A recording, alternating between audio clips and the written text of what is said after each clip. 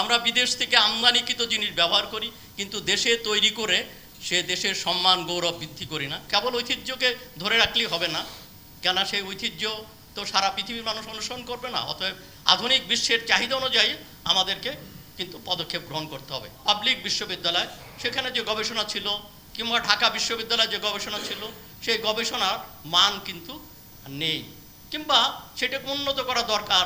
এখন 100 বিশ্ববিদ্যালয়ের মধ্যে কিংবা 1000 বিশ্ববিদ্যালয়ের মধ্যে আমরা পড়ি না। একটা বিষয় খুবই আলোচিত, টাঙ্গাইলের শাড়ি। তো এই টাঙ্গাইলের শাড়ি এটা একটা অনন্য বৈশিষ্ট্যমণ্ডিত। এখানে টাঙ্গাইলের ওখানকার জল হাওয়ায় এটা কিন্তু তৈরি হয়েছে। এটা ইচ্ছে করলেই অন্য জায়গা থেকে তৈরি করা যায় না। হ্যাঁ, এটা ঠিক, বিভিন্ন কারণে এই টাঙ্গাইলের তাঁতিদের একটা অংশ ভারতে চলে গেছে, তো মেদিনীপুর থেকে তারা শাড়ি তৈরি করছে। তো এটা তো মেদিনীপুরি শাড়ি, এটা তো টাঙ্গাইল শাড়ি হতে পারে না। অথচ ভারত এটাকে টাঙ্গাইল শাড়ি হিসাবে তারা ভৌগোলিক নির্দেশক করার জন্য উদ্যোগ গ্রহণ করে, এবং সম্ভবত তারা WIPO পর্যন্ত তারা পৌঁছে যায়। কিন্তু বাংলাদেশ ঘুমিয়েছিল। তো হ্যাঁ, অবশেষে কুম্ভকর্ণের ঘুম ভেঙেছে, তারপরে এটাকে তারা পদক্ষেপ গ্রহণ করেছে। তো অনেকেই আমরা মনে করি যে বাংলাদেশে এটাকে মানে জিআই সনদ ঘোষণা করলে এটা হয়ে যায়, তা তো না। ব্যাপারটা চূড়ান্ত করতে হলে IPOতে যেতে হবে, এবং সেখান থেকে এটাকে চূড়ান্ত করতে হবে। তো এরকম যেমন ধরুন যে একসময় এই উপমহাদেশ 3টে দেশ ছিল, অর্থাৎ একসময় একই রাজনৈতিক কাঠামোর ভিতর 3টে দেশ ছিল, বাংলাদেশ, ভারত এবং পাকিস্তান। তো অনেক পণ্যই আছে যে 3 দেশের কমন। তো তার উৎপত্তি স্থলটা কোথায় এটা কিন্তু নিরূপণ করাটা দরকার।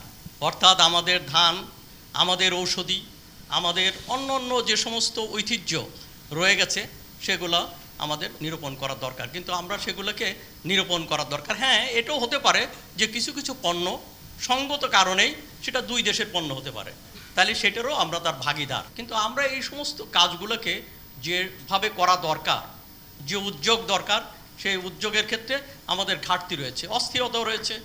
যেমন ধরুন ইউনেস্কো আমাদের মঙ্গল শোভাযাত্রাকে এটা তাদের ওয়ার্ল্ড হেরিটেজের অংশ করলো, কিন্তু আমরা কি করলাম? আমরা সেন্টিমেন্টের কাছে নিজেরা পরাজিত হলাম, আমরা এটাকে পাল্টে দিলাম। এখন এটাকে আনন্দ শোভাযাত্রা করলাম। এখন আনন্দ শোভাযাত্রা কে ইউনেস্কো স্বীকৃতি দিবে? এটাকে ওয়ার্ল্ড হেরিটেজের অংশ রাখবে কিনা সেটা কিন্তু একটা বড় প্রশ্ন হয়ে দাঁড়িয়েছে। তো এই সব ব্যাপারে অস্থিরতা আছে, আমাদের ঐতিহ্যের প্রতি উদাসীনতা আছে, এবং নতুন করে সৃষ্টিশীলতা এবং নতুন করে যে উদ্যোগ, সেক্ষেত্রে আমরা পিছিয়ে আছি। আমরা আমদানি করতে ভালোবাসি, আবিষ্কার করতে ভালোবাসি না।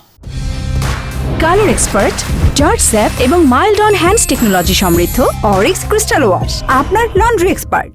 আমরা বিদেশ থেকে আমদানিকৃত জিনিস ব্যবহার করি, কিন্তু দেশে তৈরি করে সে দেশের সম্মান গৌরব বৃদ্ধি করি না। কেবল ঐতিহ্যকে ধরে রাখলেই হবে না, কেন সেই ঐতিহ্য তো সারা পৃথিবীর মানুষ অনুসরণ করবে না। অতএব আধুনিক বিশ্বের চাহিদা অনুযায়ী আমাদেরকে কিন্তু পদক্ষেপ গ্রহণ করতে হবে। পরিবর্তন আনাটা তো বড় ব্যাপার নয়, পরিবর্তনকে ধরে রাখা দরকার, এবং সেটা ধরে রাখতে হলে বিভিন্ন ক্ষেত্রে শিক্ষা, দীক্ষা, জ্ঞান, গরিমা সব ক্ষেত্রেই আমাদের সেই কার্যক্রম গ্রহণ করতে হবে। সেই ক্ষেত্রে আমাদেরকে নিরলস অধ্যবসায় দরকার, গবেষণার দরকার। তো সেই গবেষণার জন্য পরিবেশ দরকার, আবহাওয়া দরকার। আমাদের বিশ্ববিদ্যালয়গুলো, রাষ্ট্রীয় বিশ্ববিদ্যালয় যেগুলো পাবলিক বিশ্ববিদ্যালয়, সেখানে যে গবেষণা ছিল, কিংবা ঢাকা বিশ্ববিদ্যালয়ে যে গবেষণা ছিল, সেই গবেষণার মান কিন্তু নেই, কিংবা সেটাকে উন্নত করা দরকার। এখন 100 বিশ্ববিদ্যালয়ের মধ্যে কিংবা 1000 বিশ্ববিদ্যালয়ের মধ্যে আমরা পড়ি না, বাংলাদেশের বিশ্ববিদ্যালয়গুলো পড়ে না। এমনকি সেখানে ভারতের, পাকিস্তানের, এমনকি নেপালের বিশ্ববিদ্যালয়গুলো আমাদের চেয়ে তার ক্রাইটেরিয়ার দিক থেকে আমাদের চেয়ে উপরে রয়ে গেছে। এটা আমাদের জন্য লজ্জার। যদিও নীরবে কাজ করছেন, আমার মনে হয় ইউনাইটেড ইউনিভার্সিটি সহ অন্যান্য ইউনিভার্সিটি তারা কাজ করছেন। সেই ক্ষেত্রে আমরা আমাদের বিশ্ববিদ্যালয়ের মানও উন্নত করতে পারবো এবং তালিকায় উপরে উঠতে পারবো।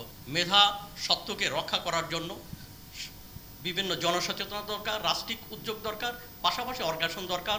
এর আগে শুরুতেই তো ব্যারিস্টার তাসনুভা সেলি বলেছেন যে এখানে একটা অর্গানাইজেশন আমরা গড়ে তুলেছি, মেধা সম্পদ সুরক্ষা মঞ্চ, আরও অর্গানাইজেশন রয়ে গেছে। এগুলোর জন্য এখন আমাদের প্রয়োজন হচ্ছে এর মধ্যে পারস্পরিক যোগাযোগ রক্ষা করা দরকার, ইন্টার রিলেশনশিপ দরকার, দরকার হচ্ছে পারস্পরিক mutual cooperation with each other. এগুলোর মধ্য দিয়ে আমরা এই ক্ষেত্রে একটা দেশব্যাপী সর্বাত্মক কার্যক্রম গ্রহণ করতে পারি। আমাদের ইতিহাসের হারিয়ে যাওয়া কিংবা আমাদের যে সমস্ত সম্পদ, সেই সমস্ত সম্পদগুলো, ঐতিহ্যকে, ধান পান গান সব কিছুকেই আমরা ধারণ করতে পারি, লালন করতে পারি এবং নতুন আবিষ্কারকেও আমরা সমুন্নত রাখতে পারি। সেটাই সময়ের দাবি বলে আমি মনে করি।